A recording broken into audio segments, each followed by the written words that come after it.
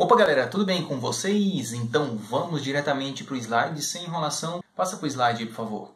O texto que vai servir como base para a gente resolver as questões vai ser esse texto aqui que fala sobre esse reator nuclear aqui, PWR, tá? Eu quero que ao ler o texto vocês prestem atenção aqui, ó, na quantidade de energia que é liberada na fissão do urânio 235 e também na equação da fissão nuclear, tá? Então, como eu sempre falo, vocês dão uma pausa no vídeo, dá uma lida no texto para a gente continuar a correção. Beleza? Então vamos lá. Questão 89. A cinética das reações nucleares de decaimento é fortemente influenciada pela temperatura do sistema reacional, de modo semelhante ao que acontece nas reações químicas. Aqui ele está dizendo o seguinte: será que a velocidade das reações nucleares é afetada pela temperatura? Aí eu trouxe para vocês o seguinte: tais fenômenos, os fenômenos nucleares, envolvem grandes quantidades de energia e dependem muito pouco de fatores físicos como temperatura e pressão. O que eu quero trazer com essa frase aqui é que a cinética das reações nucleares não é afetada pela temperatura, porque esse tipo de reação só vai depender do núcleo do átomo. Se o núcleo do átomo for instável, vai acontecer esse tipo de reação. E se o núcleo for estável, não acontece absolutamente nada nesse sentido. Conclusão: a temperatura não influencia aí na velocidade das reações nucleares, então a questão 89 está errada. Agora a questão 91.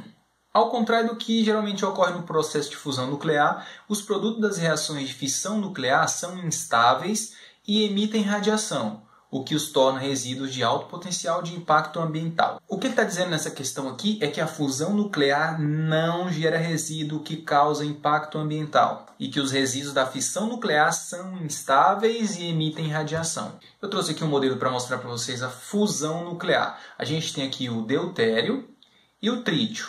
Os dois vão se fundir, ou seja, vai ocorrer a fusão nuclear. Depois da fusão nuclear, eu vou ter a formação do núcleo de hélio, que é estável, e também vou ter a formação de um nêutron. Aqui em cima eu mostro a equação, aqui eu tenho um modelo mais bonitinho para ficar melhor de entender. Nós vimos aqui na reação de fusão nuclear que realmente não existe formação de nenhum produto instável. Antes da gente ir para a reação de fissão nuclear, eu quero dizer para vocês que fissão significa quebra. Eu vou ter a quebra de um núcleo. No caso vai ser a quebra do núcleo de urânio, tá? Urânio 235. Então, olha aqui a equação que mostra o urânio 235, quando ele recebe um nêutron, vai acontecer o processo de fissão nuclear, vai formar aqui o bário 141, o criptônio 92, liberar 3 nêutrons e uma grande quantidade de energia. Está aqui o modelo para fissão nuclear. Um nêutron vem aqui com velocidade altíssima, pá, no átomo de urânio, esse átomo vai ficar instável, vai ocorrer a fissão nuclear, eu vou ter aqui a formação de bário 141, criptônio 92, e 3 nêutrons, e esses 3 nêutrons vão se chocar com mais 3 átomos de urânio 235 e acontecer esse processo novamente. Por isso que a fissão nuclear é uma reação em cadeia, muito difícil de controlar. Então o que a gente tem que analisar na questão agora aqui é só se a fissão nuclear forma ou não produtos instáveis. Olha só, pesquisei aqui para vocês e vi que o núcleo de bário 141 ele não é estável. Se ele não é estável, ele vai emitir radiação. Por causa da instabilidade dos produtos, a questão 91 está correta. Vamos para a próxima questão, questão 92. Com base na lei periódica, é correto afirmar que entre os elementos de transição citados no texto, o cádmio possui a maior energia de ionização. Então, olha lá, nós lemos o texto anteriormente e nós vimos que os elementos de transição citados lá são o urânio, o zircônio e o cádmio. O que nós temos que analisar aqui é qual tem a maior energia de ionização, ou seja, qual desses elementos eu preciso fornecer maior energia para retirar um elétron. Para explicar a energia de ionização aqui rapidinho, trouxe um exemplo para vocês bem fácil. Aqui eu tenho o sódio e o rubídio. Vamos para a tabela periódica e olha só, o sódio está aqui ó, no terceiro período e o rubídio está aqui no quinto período. O sódio, observe o seguinte, que eu tenho 3 camadas no átomo de sódio.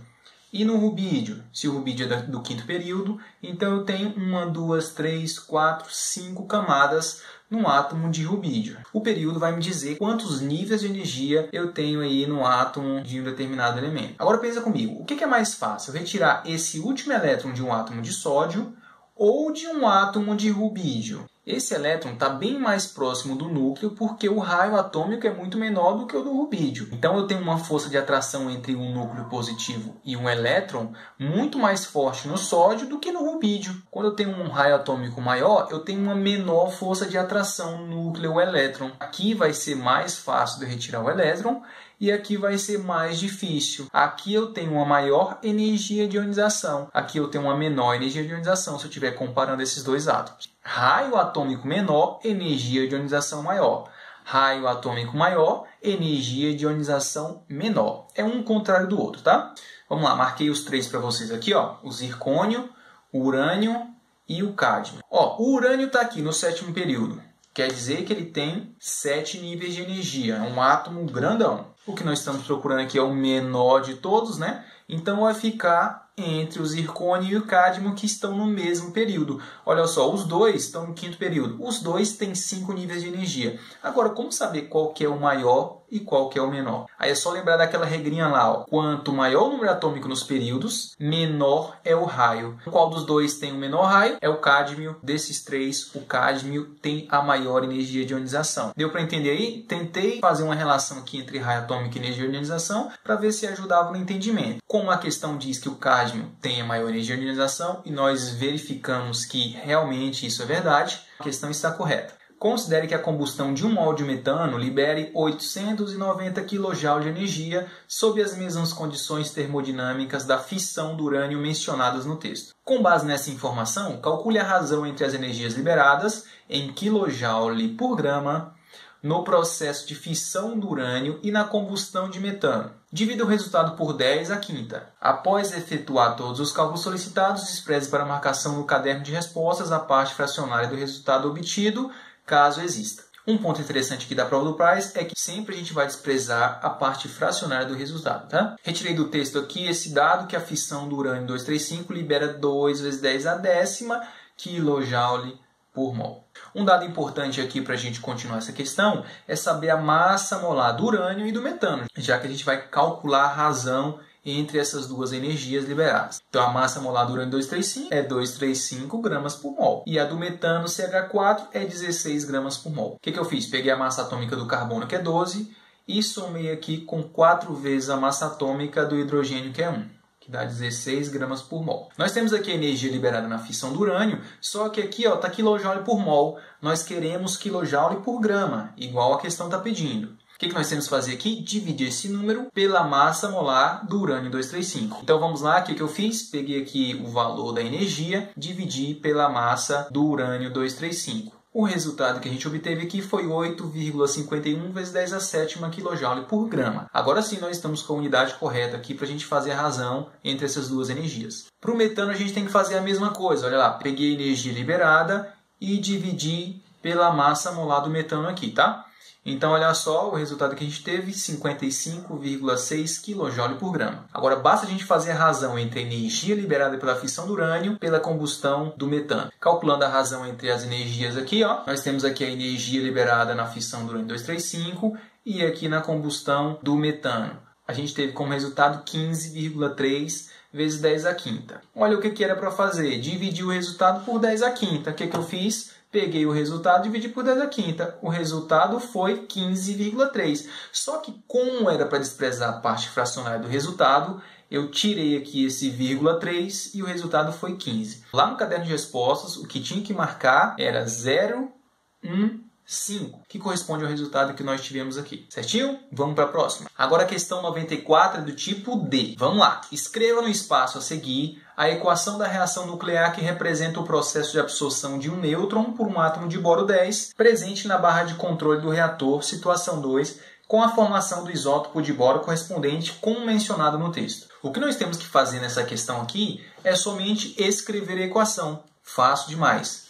Olha só, eu tenho um nêutron aqui. Nesse caso, o texto deu uma ajudinha, porque lá apareceu como que a gente representa um nêutron, que é aqui 0 de carga e 1 unidade de massa. E nós temos que fazer o que agora? Representar aqui o átomo de boro 10, porque esse nêutron está sendo absorvido por esse átomo de boro. E depois que esse processo acontece, vai formar o quê? O isótopo correspondente que o texto mencionou. Eu chamo a atenção para uma coisa aqui, ó. Vamos ver aqui, conservação da carga. 5 mais 0 dá 5. Então, do lado esquerdo eu tenho 5, do lado direito eu tenho 5, certinho. Conservação da massa. 10 mais 1, 11. Do outro lado da seta, 11. Certinho? Era isso aí, questão muito fácil. Eu tenho certeza que quem fez acertou e quem não fez já deve estar falando, nossa, essa questão aí é fácil demais. Então é isso, galera. Espero que vocês tenham gostado aí da segunda parte da correção da prova do PAS, segunda etapa. Se você não viu a primeira e nem a terceira parte, estão aqui na tela para você clicar. Assiste lá, dê seu like, se inscreve no canal. É isso aí, falou, tchau!